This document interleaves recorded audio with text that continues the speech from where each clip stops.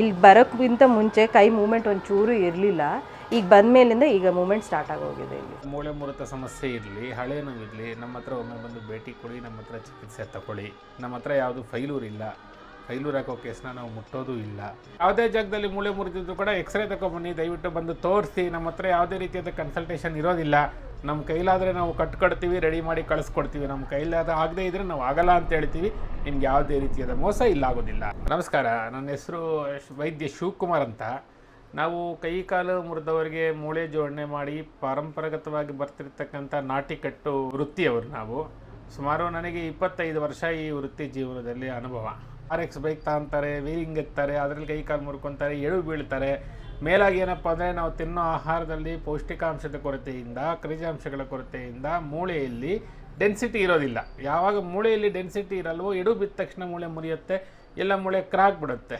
ಇಂಥ ಸಮಸ್ಯೆಗಳಿಗೆಲ್ಲ ನಾವು ನೀಟಾಗಿ ಅದನ್ನು ಪ್ರೆಸ್ ಮಾಡಿ ಜಾಯಿಂಟ್ ಮಾಡಿ ಕಟ್ಕೊಡ್ತೇವೆ. ಈಗ ಒಂದು ಪೇಷಂಟ್ ಕೂತಿದೆ, ನೀವು ಅವ್ರನ್ನೇ ಕೇಳಿ. ಆ್ಯಕ್ಚುಲಿ ಅವರಿಗೆ ಈ ಕೈ 2 ಮೂಳೆ ಮುರಿದಿತ್ತು, ಗಾಡಿಯಿಂದ ಬಿದ್ದೋಗ್ಬಿಟ್ಟು.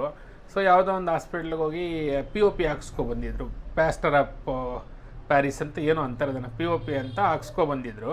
ಹಾಕ್ಸ್ಕೊಬಂದು 1.5 ತಿಂಗಳಾದ ನಂತರ ಮತ್ತೆ ಹೋದರೆ ಯಥಾ ಪ್ರಕಾರ ಅದೇ ರೀತಿ ಗ್ಯಾಪ್ ಇತ್ತು, ಮೂಳೆ ಜೋಡಣೆ ಅದು ಜಾಯಿಂಟ್ ಆಗಿರಲಿಲ್ಲ. ನಂತರ ಅವ್ರು ಏನು ಹೇಳಿದ್ರು, ಇದಕ್ಕೆ ಆಪ್ರೇಷನ್ ಮಾಡಿ ಪ್ಲೇಟ್ ಹಾಕಿ ರಾಡ್ ಹಾಕಬೇಕು ಅಂತಂದ್ರೆ ಅಂಥ ಕೇಸ್ ನನ್ನ ಹತ್ರ ಬಂದಿದ್ದು. ಸೊ ನಾನು ನೋಡಿ, ನನ್ನ ಅನುಭವದಲ್ಲಿ 22 ವರ್ಷ ಅನುಭವದಲ್ಲಿ ನಾನು 1 ಅಥವಾ 2 ಕಟ್ಟೆ ಹಾಕೋದು. 3ನೇ ಕಟ್ಟು ನಾನು ಇದುವರೆಗೂ ಯಾರಿಗೂ ಹಾಕಿಲ್ಲ. ಸೊ ಅಂಥ ಪ್ರಮೇಯನೂ ಇದುವರೆಗೂ ನಮಗೆ ಬಂದಿಲ್ಲ. ನರ ಉಳ್ಕಿರೋದಕ್ಕೂ ಕೊಡ್ತೀವಿ. ಈಗ ಮತ್ತು ಕಾಲು ಪಾದ ಉಳ್ಕೋದು, ಇದಕ್ಕೆಲ್ಲ ನಾವು ಎಲ್ಲ ನರ ಸೆಟ್ ಮಾಡ್ತೇವೆ. ನಮ್ಮದೆಲ್ಲ ನಾಟಿ ಕಟ್ಟು ಅಂದರೆ ಈಗ ಒಂದು ಅದಕ್ಕೆ ತಕ್ಕಂತಹ ಒಂದು ಗಿಡಮೂಲಿಕೆಯನ್ನು ನಾವು ಒಣಗಿಸಿ ಚೂರ್ಣ ಮಾಡಿ ಇಟ್ಕೊಂಡಿರ್ತೀವಿ. ಅದು ಬೇಸಿಗೆ ಕಾಲದಲ್ಲಿ ಸಿಗಲ್ಲ, ಬರೀ ಮಳೆಗಾಲದಲ್ಲಿ ಸಿಗ್ತಕ್ಕಂಥ ಒಂದು ಸಂಜೀವನಿ ಗಿಡ. ಅದು ಆ ಒಂದು ಎಲೆ ತಗೊಬಂದು ಚೂರ್ಣ ಮಾಡಿ ಇಟ್ಕೊಂಡಿರ್ತೀವಿ, ವರ್ಷಕ್ಕೆ ಎಷ್ಟು ಬೇಕೋ ಅಷ್ಟು.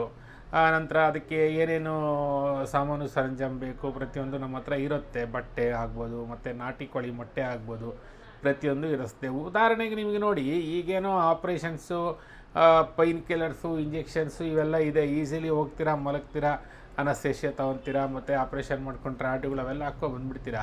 ಇದು ವಿಚಾರ ಅಲ್ಲ. ಇದರಲ್ಲಿ ಭವಿಷ್ಯತ್ತು ಎಷ್ಟಿದೆ ಅನ್ನೋದು ವಿಚಾರ. ನಂತರ ಏನಪ್ಪ ಅಂದರೆ, ಇದೇ ನಿಮಗೊಂದು 60, 70, 80 ವರ್ಷಗಳಿಂದ ನಿಮಗೆ ಆಪ್ರೇಷನ್ ಇಲ್ಲಿತ್ತು, ಆವಾಗೆಲ್ಲ ಇದ್ದಿದ್ದು ಇದೇ ವೈದ್ಯ ಪದ್ಧತಿ ಅಲ್ವೇ. ಮೂಳೆ ಜೋಡಣೆ ಅಂದರೆ ಇದು ನೆನ್ನೆ ಮೊನ್ನೆಯಿಂದ ಬಂದಿರತಕ್ಕಂಥ ಒಂದು ವೃತ್ತಿಪರ ಜೀವನ ಅಲ್ಲ. ರಾಜ ಮಹಾರಾಜರ ಕಾಲದಿಂದ ಇದೇ ವೃತ್ತಿ ಜೀವನನೇ ಅಳವಡಿಸ್ಕೊತಾ ಇರೋದು ಮೂಳೆ ಮುರಿತಕ್ಕೆ. ಆವಾಗ ಯುದ್ಧಗಳಿಗೆಲ್ಲ ಹೋಗ್ತಿದ್ರು, ಯುದ್ಧಗಳಲ್ಲಿ ಕೈ ಕಾಲು ಮುರ್ಕೊತಿದ್ರು ಕುದುರೆಯಿಂದ ಬಿದ್ದೋಗ್ಬಿಟ್ಟು.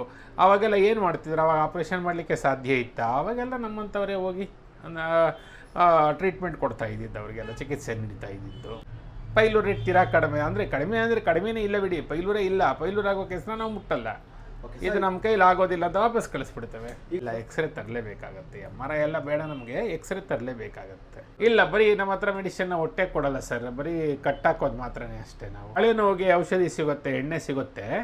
ಅದ್ರ ಜೊತೆಗೆ ಅವರು ಕ್ಯಾಲ್ಸಿಯಂ ಅತಿ ಹೆಚ್ಚಿರ್ತಕ್ಕಂಥ ಆಹಾರ ಪದಾರ್ಥಗಳನ್ನ ಸೇವನೆ ಮಾಡಬೇಕಾಗತ್ತೆ. ಆ್ಯಕ್ಚುಲಿ ಏನಂದರೆ ರೋಡ್ ಆಕ್ಸಿಡೆಂಟ್ ಆಗಿತ್ತು, ಕೈ ಫುಲ್ಲು ನಜ್ಜಿ ಆಗೋಗಿತ್ತು. ಸೊ ಅದರಿಂದ ಈಗ ಕರೆಕ್ಟಾಗಿ ಸರ್ ಬಂದು ಕರೆಕ್ಟಾಗಿ ಕೂರಿಸ್ಬಿಟ್ಟು ಈಗ 2 ಕಟ್ಟಾಯಿತು, ಈಗ ಸರಿಯಾಗಿ ಆಗೋಗಿದೆ. ಫುಲ್ ಗಾಡಿಯಿಂದ ಬಿದ್ದುಬಿಟ್ಟಿದ್ವಿ ಇಬ್ಬರು. ಸೊ ಅದು ಫುಲ್ ಕೈ ಆಲ್ಮೋಸ್ಟ್ ಎಲ್ಲ ಇದಾಗೋಯ್ತು. ಇಲ್ಲಿ ಕ್ರ್ಯಾಕು ಮತ್ತು ಇಲ್ಲಿ ಪೀಸ್ ಹೊಡೆದೋಗಿತ್ತು. ನಾರ್ಮಲ್ ಆರ್ಥೋಪೆಡಿಕ್ ಹತ್ರ ಹೋಗಿದ್ವಿ. ಅವರಂದರೂ ಆಲ್ಮೋಸ್ಟ್ 80,000 ಆಗುತ್ತೆ, ಆಲ್ಮೋಸ್ಟ್ 1 ಇಯರ್ ಆಗುತ್ತೆ. ಪ್ಲೇಟ್ಸ್ ಹಾಕಿಸ್ಬೇಕು, ರಾಡ್ ಹಾಕಬೇಕು. ಸೊ 1 ಇಯರ್ ಆದಮೇಲೆ ಅದು ರಾಡ್ಸ್ ಎಲ್ಲ ತೆಗಿತೀವಿ ಅಂತ ಹೇಳಿದ್ರು. ಆ್ಯಕ್ಚುಲಿ ಅಷ್ಟು ದೊಡ್ಡ ಸರ್ಜರಿ ಮಾಡಿಸ್ಕೊಂಡು ಪ್ಲೇಟ್ಸ್ ಹಾಕಿಸ್ಕೊಂಡು ಇನ್ನೂ 1 ವರ್ಷವರೆಗೂ ಕೈ ಮೂಮೆಂಟ್ ಇಲ್ಲದೆ ಇರುತ್ತೆ. ಆ್ಯಂಡ್ ಲಾಟ್ ಆಫ್ ಏನಂತಾರೆ ವೀಕ್ನೆಸ್ ಇರುತ್ತೆ.